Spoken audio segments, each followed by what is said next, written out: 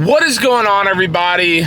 It's your boy John, and welcome back to Gearbox. So today we've got some more aviation content for you, and so without further ado, let's get right into it. So as you guys may or may not know, if you've been following my channel for a bit, especially on the aviation side, I know this channel is not necessarily an aviation specific YouTube channel, but aviation is a big part in my life. It's a big passion of mine, and so I like to share it with you guys. Long story short, if you've been following this channel for a while, you know that last year, more or less around this time, I went and got my instrument rating. Now, an instrument rating for me has been a, I guess, goal of mine for a long time.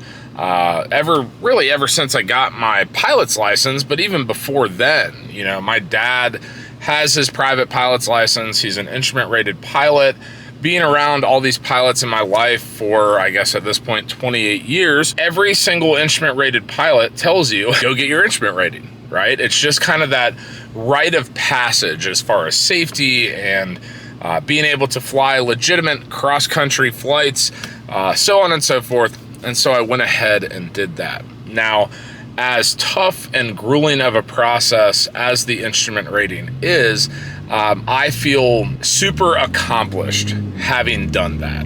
I mean, there's a lot that goes into that, and for good reason, right? But it's just a lot of work. I sacrificed a lot with, honestly, my wife and everything like that, and just time together on the weekends and stuff to be able to knock it out in 6 months.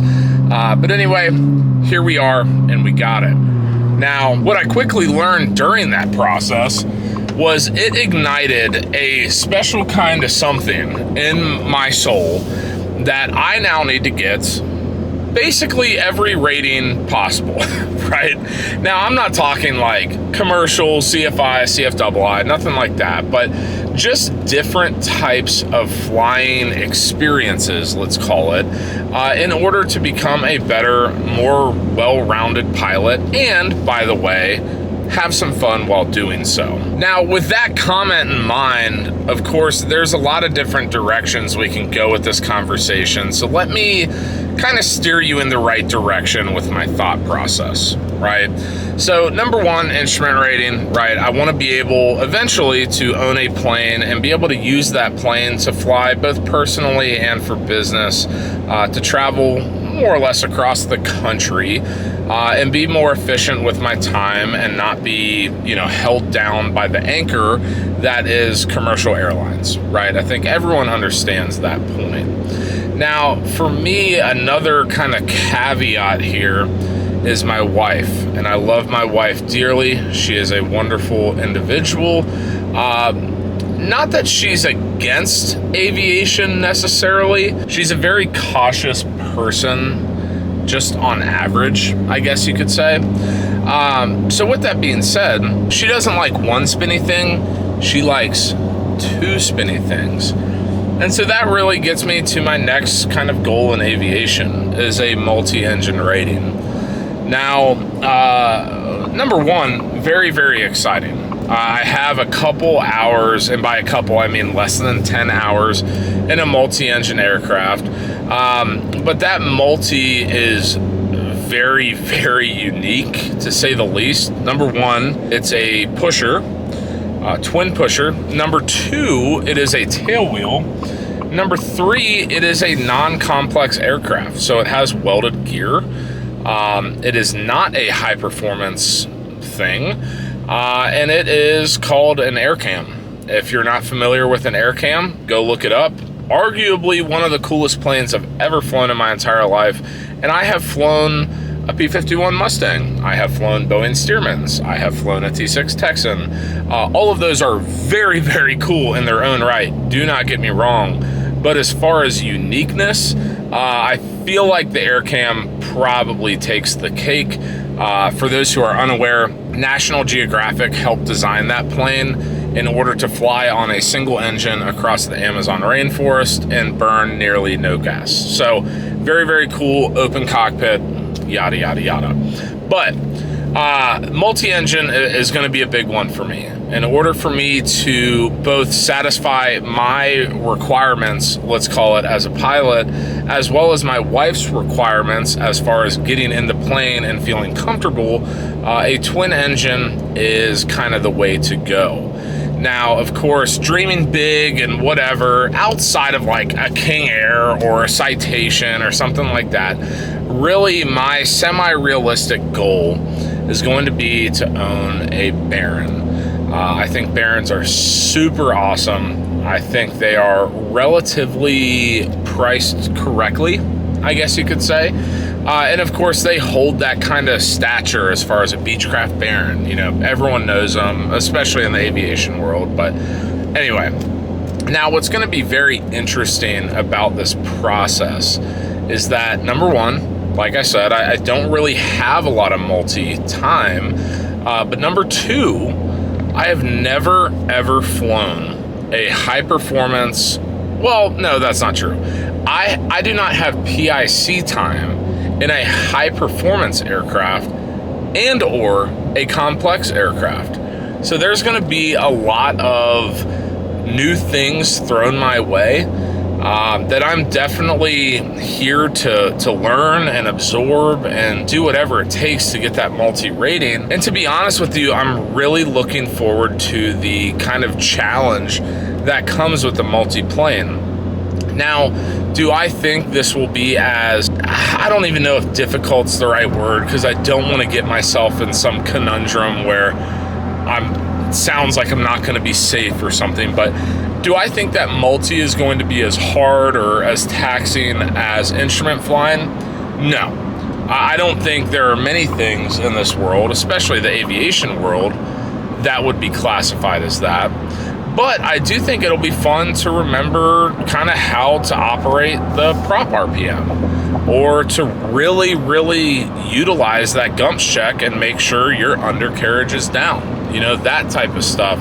I'm really looking forward to that challenge, but also being able to look forward into the future of, you know, one day at some point in time when the stars align and I've made a gazillion dollars in the lottery or whatever, that I too can own a multi-engine aircraft and fly that to my heart's desire in order to satisfy both personal needs and business needs. I think that's the thing that probably a lot of people miss out on is, you know, visualizing your success and being able to apply a multi-rating or a tailwheel rating or whatever to fit kind of your idea of aviation and how that looks in your mind. Now, on the topic of the multi-engine rating, to be honest, I haven't done like a ton of research on it, but I've done enough to kind of understand the ins and outs, I guess you could say.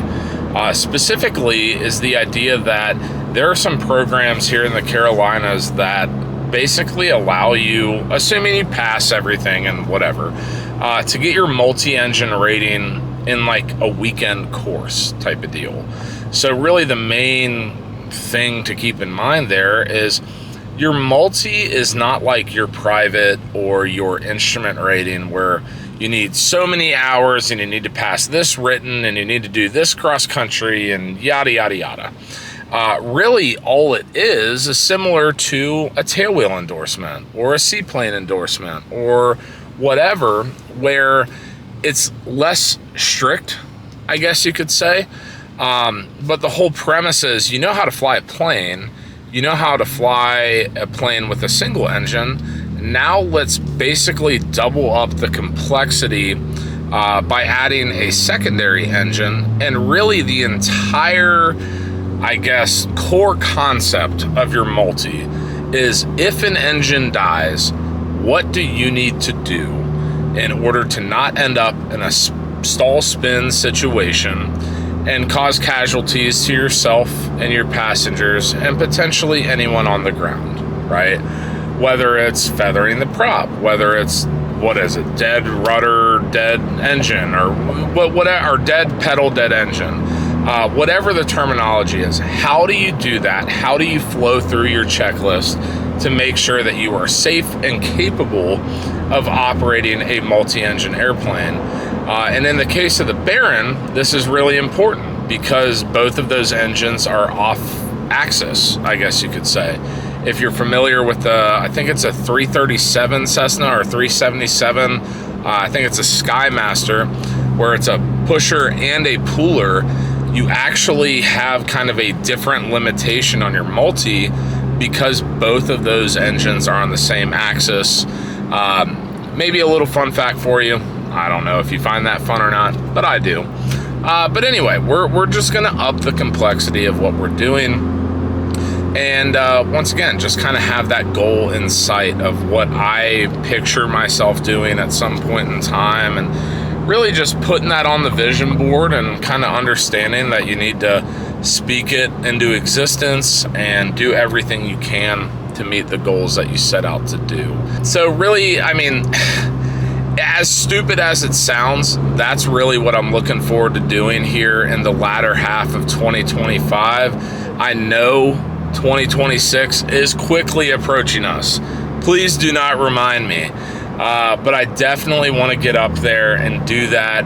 A part of that, honestly, is regaining my currency on the instrument side of things, because if you do have your instrument rating, you are required to fly an instrument approach on a multi-engine aircraft during your check ride. So the last thing I want to do is be learning a whole new plane, all these new processes and checklists, plus trying to brush up on instrument proficiency. God knows that that is a recipe for disaster. So as much as I can possibly mitigate that, I'm gonna do it. So anyway, guys, if you like this video, please give it a big fat thumbs up. If you yourself have any aviation goals in the year of 2025, maybe 2026, or hell, in general, drop them in the comment section down below. Also, if you have any recommendations, tips, tricks, whatever you want to call it, regarding your multi-engine check ride, please let me know. I would love to hear them. I like to think that I'm fairly, I guess, well-versed for a novice, if that makes sense, in multi-engine flying, but anything and everything can help there. Being a pilot and acting too, smart for your own good or anything like that is just, once again, a recipe for disaster. So being humble in aviation is the way to go and keep you and your loved ones alive. Honestly, that's kind of what it boils down to. But anyway, anything, drop it in the comment section down below. And if you want to continue to see some aviation content on Gearbox, please, please, please hit subscribe, hit the notification bell. You know the drill. And until next time, peace.